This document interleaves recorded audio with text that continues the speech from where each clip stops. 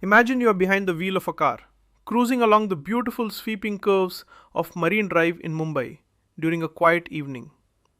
You glance down at your speedometer and it's hovering right at 60 kilometers per hour. That number is very clear. It tells you exactly how fast your wheels are turning. But here is the catch. That number tells you absolutely nothing about whether you are actually heading toward your intended destination or if you are simply driving in circles around the block. In the professional world of Agile, we have a very similar metric that causes a lot of confusion, and we call it velocity. Technically, velocity is defined as the measure of the amount of work a team can tackle during a single sprint, usually calculated by adding up the story points assigned to the items the team completes. In simple words, it is just a historical record of how much stuff you got done in the last 2 or 3 weeks. The real trouble starts when managers who are used to traditional metrics look at that number and mistake it for a performance score, almost like a grade on a school report card. They start pacing the hallway, demanding, "Why is your velocity 30 this sprint when it was 40 last time? Are you working slower?" It is a dangerous, slippery trap. Velocity is not and was never intended to be a measurement of how hard you are working. It is simply a tool to help you forecast the future. So, now that we have mastered the realization that velocity is about planning and not about judging team performance, you might be wondering how we can use this number effectively without turning it into a blunt instrument used to pressure the team. Well, that brings us right into our next step, which is understanding the fundamental difference between capacity and output. Think about our driver on Marine Drive again. If you decide to slam on the gas and drive at 100 kilometers per hour, you are certainly moving faster. But if you are on the wrong road, you are going to get lost much faster than the person who is cruising along at 40 kilometers per hour on the correct path to their destination.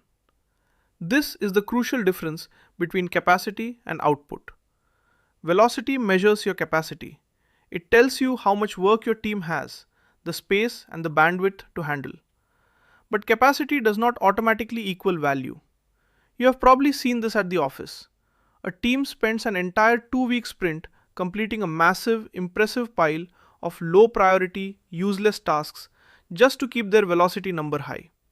They are technically fast, but they aren't helping the company reach its actual goals. A truly disciplined Agile Scrum Master knows that a team's velocity is unique to them. You cannot compare one team's velocity to another team's velocity any more than you can compare the speed of a high-performance race car to the speed of a heavy industrial freight train. They are built for different purposes, they carry different loads, and their speed, quote unquote, means entirely different things in different contexts.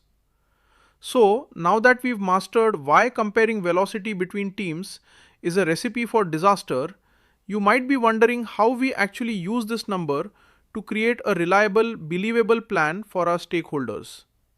Well, that brings us right into our next step, which is using velocity for forecasting. Let's say you are managing a catering team for a large, prestigious event in Bangalore. Through experience, you know that on average, your kitchen team can prepare exactly 50 gourmet meals in a single workday. If you have 500 hungry guests arriving, you don't need a PhD in advanced statistics to know that it will take you exactly 10 days to finish the job. That is the true power of velocity. It is a forecasting tool, not a performance metric. By definition, velocity allows a team to estimate how long it will take to complete a backlog based on historical performance. Put simply, it is just a way to look at the past to make an educated, data-driven guess about the future. It is not a contract and it is certainly not a promise carved in stone. If your team had a flu outbreak last sprint, or if the office power went out for 2 days, your velocity will dip. That is perfectly normal human reality. By using an average velocity over several sprints, you create a realistic timeline that you can actually share with your stakeholders. It changes the tense conversation from "when will it be done" to "based on how we have been working together, we expect to be finished around this date." So, now that we've mastered the art of using velocity to predict our future completion dates, you might be wondering what happens when our velocity suddenly changes for no apparent reason. Well, that brings us right into our next step, which is analyzing the factors that influence team performance. Why would a team's velocity go up or down? Imagine our catering team again. If you suddenly hire two new chefs who don't know your kitchen layout or where the supplies are kept, your velocity is going to drop significantly while they learn the ropes and get up to speed. Conversely, if you get a brand new high-tech convection oven that cuts cooking time in half, your velocity might shoot up because the work becomes inherently easier and faster to execute. This is what we call variability. In Agile, we don't look at a drop in velocity as an excuse to get angry or yell at the team. We look at it as a vital signal to investigate. Maybe the team is dealing with hidden technical debt. Maybe there are too many distracting meetings. Or maybe the requirements from the client are too vague. When the velocity changes, it is exactly like a check engine light flashing on your car's dashboard. It isn't the problem itself, it is just a sign that something under the hood needs your attention. A Scrum Master's role is to act as the mechanic, not the driver. You help them clear the obstacles, but the team does the driving. So, now that we've mastered the idea that velocity changes are signals for improvement, you might be wondering how we can keep our velocity stable without putting undue, unnecessary pressure on the team. Well, that brings us right into our next step, which is the importance of a sustainable pace. There is a massive difference between a sprinter and a marathon runner. If you force your team to run at a sprinter's pace for the duration of a marathon, they will eventually collapse from exhaustion. This is why we prioritize a sustainable pace.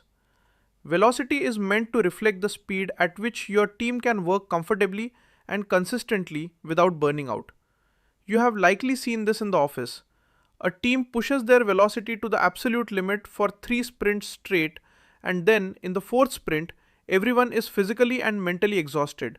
Mistakes start appearing everywhere, and the work quality falls through the floor. That is not agile. That is just a recipe for high staff turnover. By observing your velocity, you can actually protect your team. If you see the numbers creeping up beyond a healthy natural range, you can step in and say, let's take a breath. Let's look at our current workload and let's make sure we are not pushing too hard. A happy, healthy team will always produce more value over the long term than an exhausted, overworked one ever could.